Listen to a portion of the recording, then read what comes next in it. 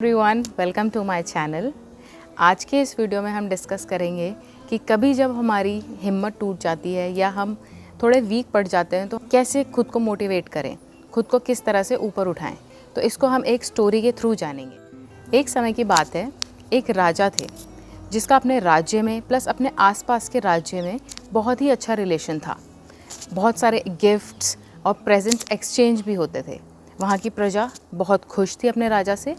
तो एक बारी क्या हुआ कि उनके राज्य में एक बाहर का आदमी आया कुछ समय के लिए उनके राज्य में समय बिताने के लिए। तो उसने वहाँ का कल्चर, ट्रेडिशन और अतिथि सत्कार देख के वो बहुत ही ज़्यादा खुश हुआ। तो उसने खुश होकर राजा को एक पत्थर गिफ्ट कर दिया, जिसे देखकर राजा बहुत ही ज़्यादा खुश हुआ।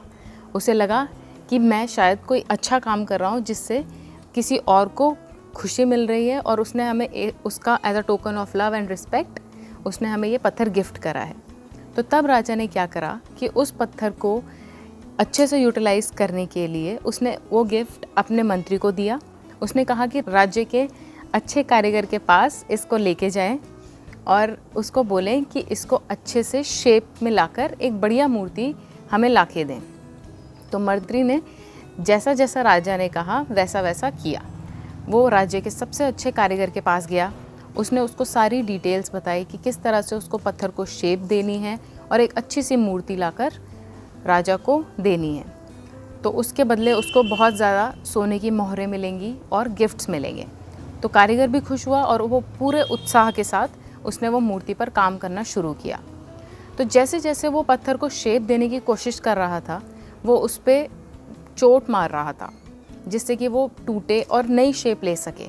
तो ऐसा उसने 40 से 50 बार किया, बट पत्थर है कि जो नाम ही नहीं ले रहा था चेंज होने का। तो वो बहुत ज़्यादा परेशान हो गया। तो वो पत्थर लेके वो वापस मंत्री के पास गया।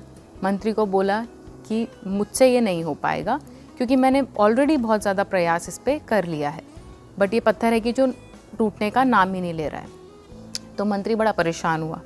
तो मंत्री ने कहा चलो कोई बात नहीं, हम कोई और कोशिश करते हैं। तो मंत्री ने क्या करा कि जो उस राज्य का उतना प्रसिद्ध कारीगर नहीं था वो पत्थर लेके उस कारीगर के पास चले गया।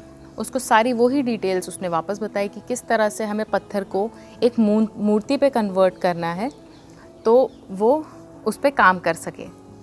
तो ऐसा हुआ कि उसने उस पे काम करना स्टार्ट किया। कारीगर की एक दो चोट पर ही वो पत्थर अपनी शेप लेने लगा। तो जैसे जैसे वो शेप लेने लगा तो वो हल्के हल्के एक बहुत ही सुंदर सी मूर्ति पर कन्वर्ट हो गया, जिसे देखकर कारीगर और मंत्री दोनों ही बहुत खुश हुए। और वो कारीगर जब उस मूर्ति पर काम कर रहा था तो उसको शेप देने में ज़रा भी कष्ट नहीं हुआ, कोई दिक्कत नहीं आई।